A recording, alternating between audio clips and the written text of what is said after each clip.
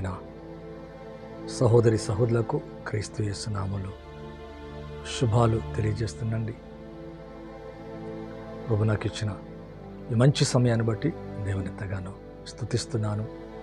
ప్రత్యేకంగా చూస్తూ సమయం ఎంతో కూడా గతించిపోతున్నది, పాస్ అయిపోతుంది, వెడలిపోతుంది. ప్రభుకి ఇంకా మనం సమీపస్తులుగా దగ్గరగా కావాలండి. దేవుని యొక్క రాకడకు అనేక సూచనలు కనబడుతున్నాయి. కనుక మన ఆత్మీయ జీవితంలో సిద్ధపాటు కలిగి ప్రభువుని ఎదుర్కొనే వారిగా ఉండాలా. మీరందరూ బాగున్నారని నమ్ముచున్నాను. మీ కొరకు, మీ కుటుంబాల కొరకు నిత్యము ప్రార్థిస్తున్నాం. Pastor Moses prince, voice of Jesus ministries, grace time church. ఒకవేళ హైదరాబాద్ ప్రాంతానికి కనుక చెందిన వారైతే మరి బెత్లహేమ్ స్కూల్లో గోపాల్ నగర్, మల్కాజ్గిరి గోపాల్ నగర్ దగ్గర ఎవ్రీ సండే 9 o'clock to 10:45 వరకు చక్కటి ఆరాధన, వాక్య సందేశం, ప్రవచనాత్మకమైన సందేశం, లోతైన విషయాలు దేవుని ఆత్మ ద్వారా తెలియజేస్తున్నాను. ప్రియులరా, మీరు వచ్చి వ్యక్తిగతంగా దీవించబడచ్చు. మంచిదండి. దయచేసి కళ్ళు మూసుకున్నట్లయితే ప్రార్థించి ముందుకెళ్దాం. పరిశుద్ధుని తండ్రి, ఎవరైతే నాయన ఈ పరిచయను మమ్మల్ని ప్రేమిస్తున్నారు తండ్రి, ప్రతి దినము కూడా ఈ వాక్య ధ్యానములు ఐక్యమవుతూ ప్రవచనాత్మకమైన ఈ సందేశములు ఎవరైతే నాయన ఏకీభవిస్తున్నారో వారి జీవితాలను జ్ఞాపకం చేసుకోండి. రోగగ్రస్తులను స్వస్థపరచండి. చెప్పన సత్యము కానీ దేవుని సమాధానం మరి హృదయ తలంపులకు కావలిగా ఉంచండి. ప్రతి చీకటి, ప్రతి భయం, ప్రతి బలహీనత వారి జీవితంలోంచి యేసు క్రీస్తు నామములో తొలగిపోనుగాక. మీ నెమ్మది కలగచ్చేయండి. మీ శాంతితో నింపండి, సమాధానముతో నింపండి.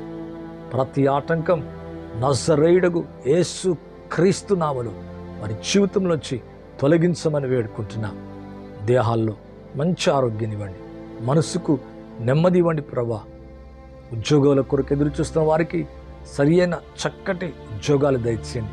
అన్నిటికంటే ముఖ్యంగా మా ఆత్మీయ జీవితంలో తండ్రి మేము సిద్ధపరచుకుంటూ ఇంకా బలహీనతలు ఏమైతున్నాయో వాటిని త్రోసివేసి మా జీవితం నుంచి తొలగించుకొని పరిశుద్ధంగా, పవిత్రంగా మీ కొరకు జీవించే కృప దయచేయమని, ఆటంకాలన్నీ తొలగించండి, రోగులను స్వస్థపరచండి, నెమ్మది లేని వారికి నెమ్మది ఇవ్వండి, మరణ పడక మీద వారిని లేవనెత్తండి ప్రభా.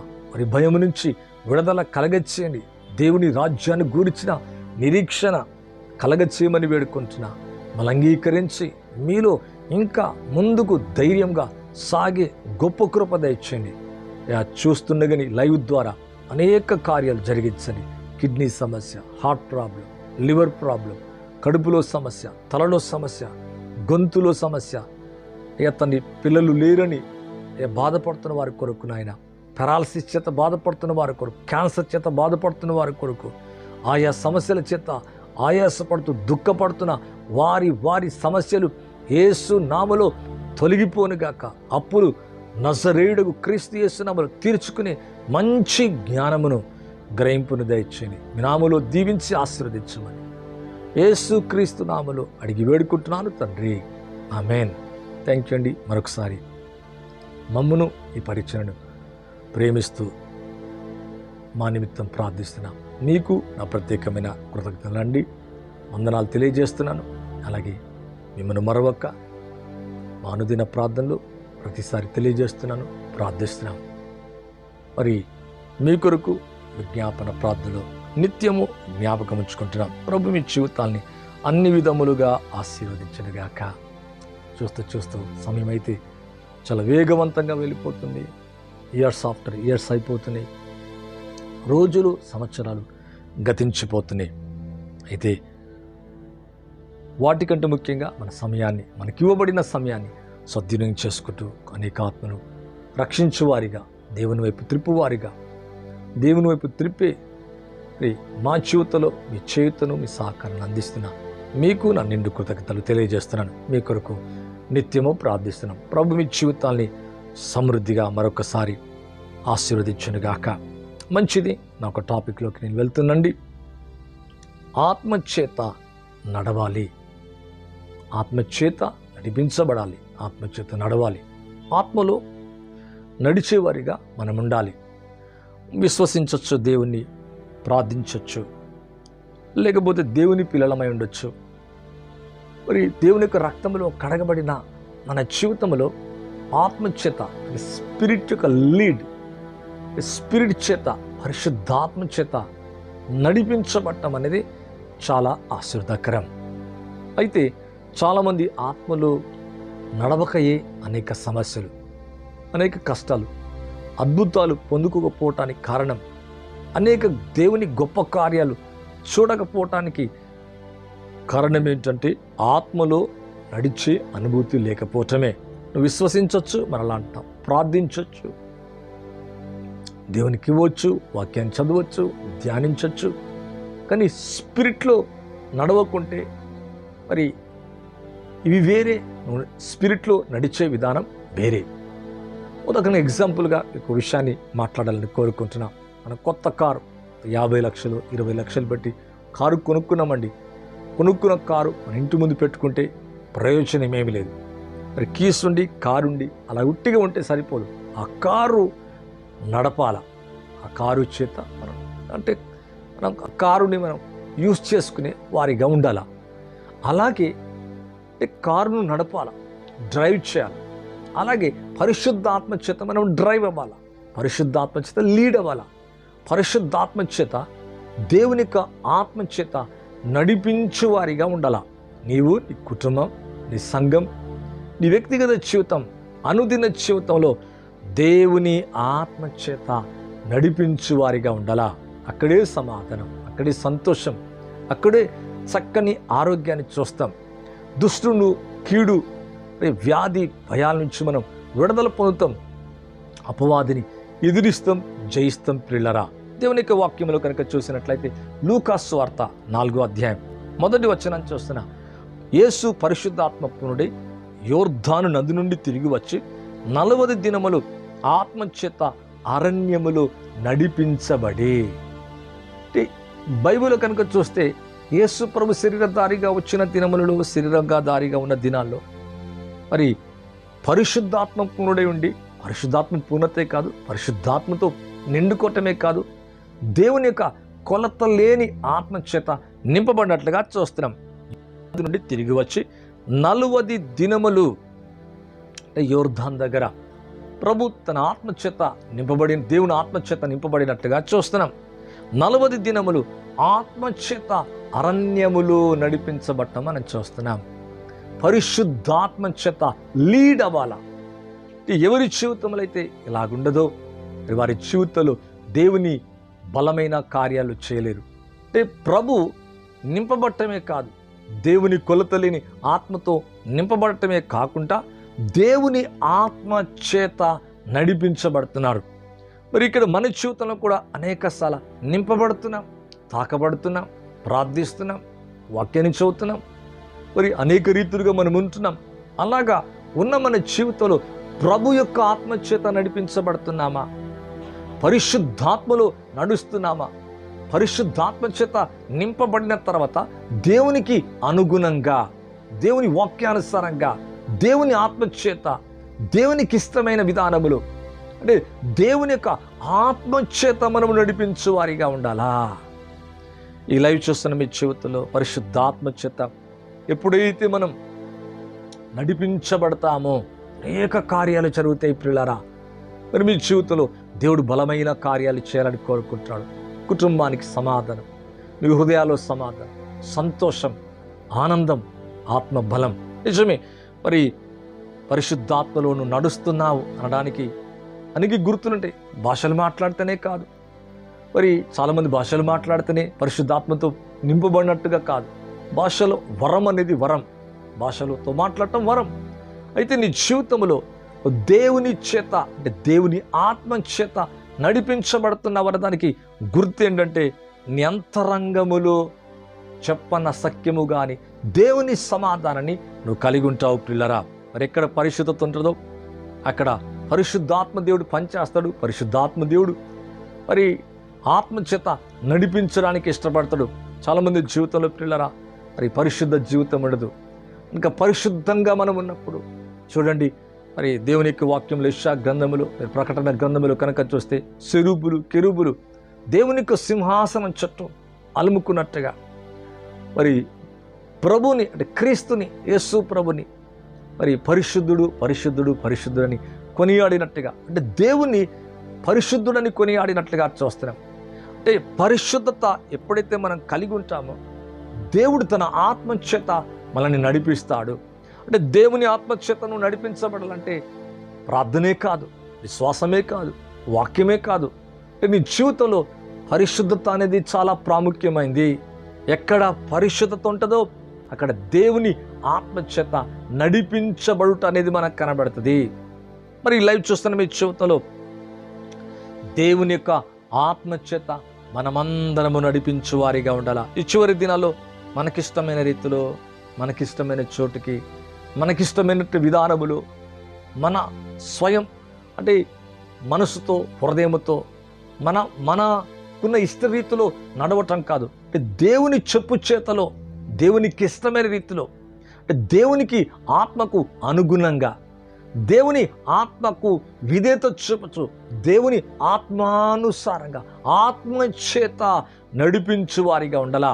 ఇక్కడ చెప్పన సత్యము గాని సమాధానం ఉంటుంది. నువ్వు ఆత్మచేత నడిపించబడే వ్యక్తివైతే నీలో కలవరాలుండవు, భయాలుండవు. భయాలు, రోగాలు, వ్యాధులు, కలవరం, అశాంతి, శరీర కార్యాలు, శరీరేచ్ఛలు, ఈ చెడ్డ గుణాలు అన్నీ తొలగిపోతుంది. మన అంతరంగములో ఒక సైన్ ఏంటంటే మనం ఏం చూస్తామంటే సమాధానం. అందుకే పరలోకం అంతా కూడా మరి దేవుని రాజ్యం అంటేనే నీతి, సమాధానం, పరిశుద్ధాత్మ యందలి ఆనందం. అంటే పరలోకం అంతా కూడా ఏం కనబడుతుందంటే సమాధానం. ఎటువంటి కలతలు, కలవరాలు, గొడవలు, అల్లర్లు, మరణము, వ్యాధి, భయం ఇటువంటివి ఏముండవు. అంటే మన జీవితంలో మన ఇన్సైట్ మనం ఏం ఫీల్ అవుతామంటే, అందుకే యెషయా గ్రంథములో 26:3 గనుక చూస్తే ఎవని మనస్సు దేవుని మీద ఆనుకున్నో అని పూర్ణ శాంతి గలవానిగా కాపాడుతాడంట. అందుకే ప్రభు అంటాడు, నా శాంతి మీకు అనుగ్రహిస్తున్నా, లోకం ఇచ్చేటువంటి శాంతి కాదు. ప్రయాసపడి భారం మోస్తున్న సమస్త జనులరా నా యొద్దకు రండి, నా శాంతి మీకు అనుగ్రహిస్తున్నా. అంటే మన అంతరంగాన్ని ఏమి ఏలాలా, మన మనస్సుని, మన హృదయ తలంపులకు ఏమి కావలిగా ఉండాలంటే సమాధానం. ఈ రోజులో సమాధానం లేకయే అనేకులు వారి పరిస్థితుల్లో మరి కలవరం చెందుతున్నారు, భయపడుతున్నారు. కొంతమంది అయితే ఆత్మహత్యలు చేసుకుంటున్నారు. నేను ఒక చిన్న ఇన్సిడెంట్ చూశాను. మరి కుటుంబంలో ఒక వ్యక్తికి మరి బ్రెయిన్లో ఏదో ఒక సమస్య అంట. ఆ సమస్య బట్టి మరి ఒక యవ్వనస్తుడు, మరి చిన్న వయసు, ఒక కుమార్తె కొంచెం ఒక 3 years అలాగుంటుంది, ఇంకో కుమార్తె అప్పుడే జన్మించి ఒక 7 నెలలు 6 నెలలు అవుతుందంట. మరి ఈ వ్యక్తి భయపడిపోయి తను ఒక దగ్గర చెరువులో దునికి చనిపోయాడు. కారణం ఏంటంటే ఆ వ్యాధిగా తొలగదు, బాధ పోదు, నా భార్యకు, నా కుటుంబానికి నేను భారమైపోతా, ఇతరులకు భారమైపోతాను అంటే కలవరం చెందాడు, భయపడిపోయి ఒక నిర్ణయం తీసుకున్నాడు.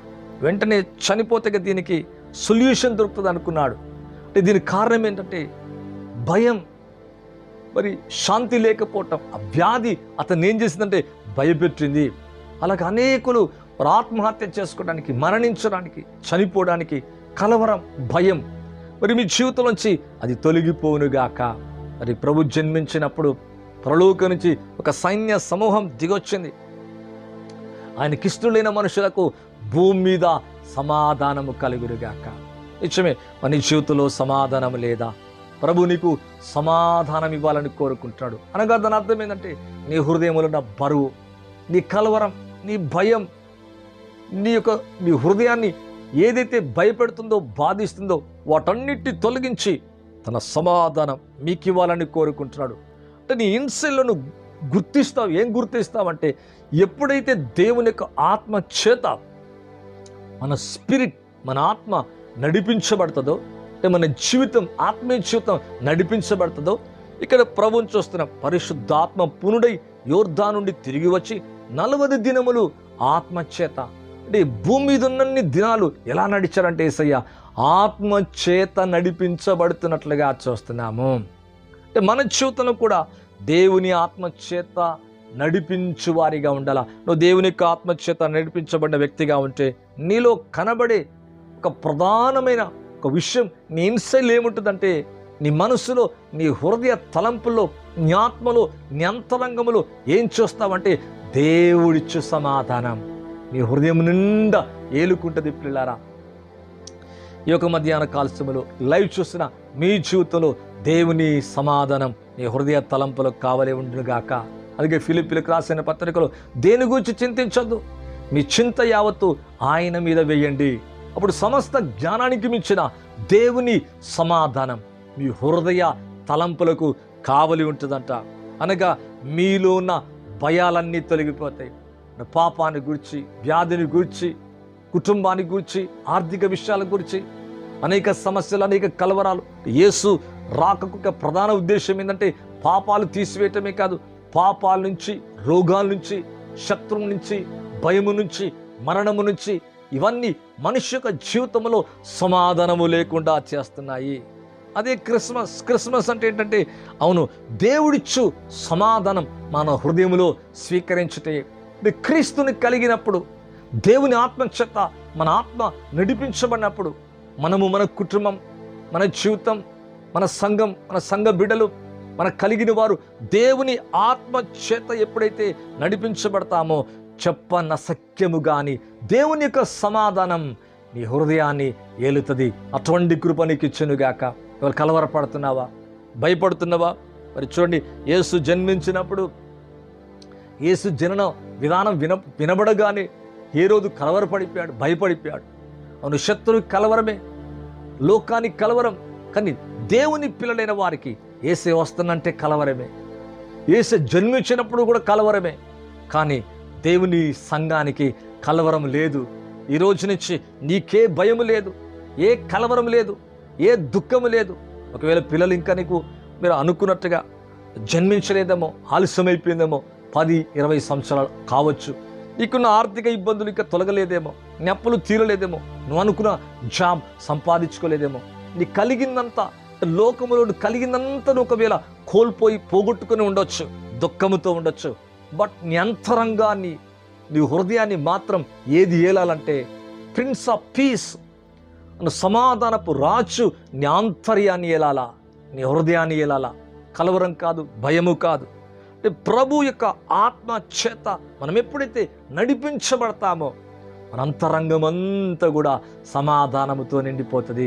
ఈ రోజు నుంచి మీ జీవితంలో దేవుని సమాధానం మిమ్మల్ని ఏలునుగాక, నడిపించునుగాక, మీ కుటుంబాన్ని. అందుకే ఒడ్డు మీద పొరలి పారు జల ప్రవాహం వలె సమాధానం రాచేతునంట. అంటే భయాలు, కలవరాలు, చింత, వ్యాధి, మరి దేని గురించి అయితే నువ్వు బాధపడుతున్నావో, ఇబ్బంది పడుతున్నావో, నీ అంతరంగములో దుఃఖపడుతున్నావో అవన్నీ తొలగిపోయి దేవుని యొక్క సమాధానం నీకు నాకు కలుగునుగాక.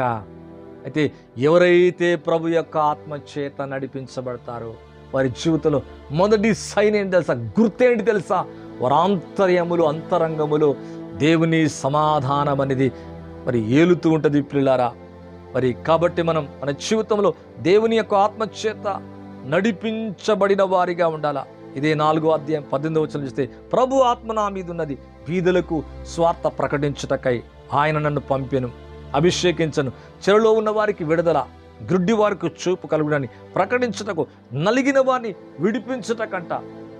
ఒకవేళ నీ జీవితంలో నలిగిపోయినావా, మరి చెరలో ఉన్నావా, గ్రుడ్డి వారికి చూపంట, చెరలో ఉన్న వారికి విడుదల, నలిగిన వారికి విడిపించుటకొచ్చాడంట.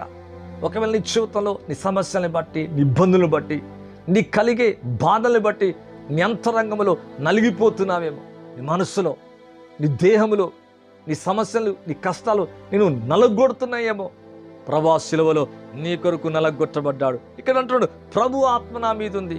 దేని కొరకు తెలుసా?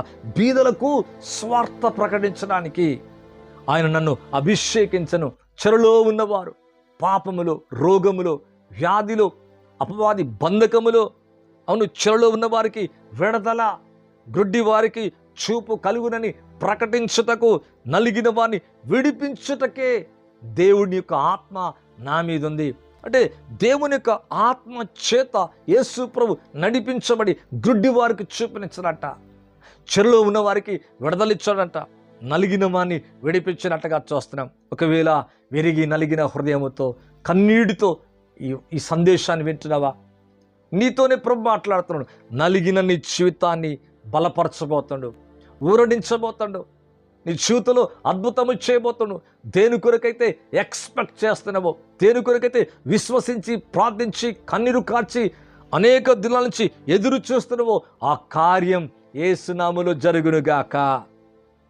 అవును, ప్రభు చేత నడిపించబడి, దేవుడు తన ఆత్మ చేత నడిపించబడి ప్రజలు చెరలో ఉన్న వారికి విడుదల చేస్తున్నారు. అందుకే ప్రభు హితవచనం ప్రకటించుటకు ఆయన నన్ను పంపినాడని వ్రాయబడిన చోట ఆయనకు దొరికెను.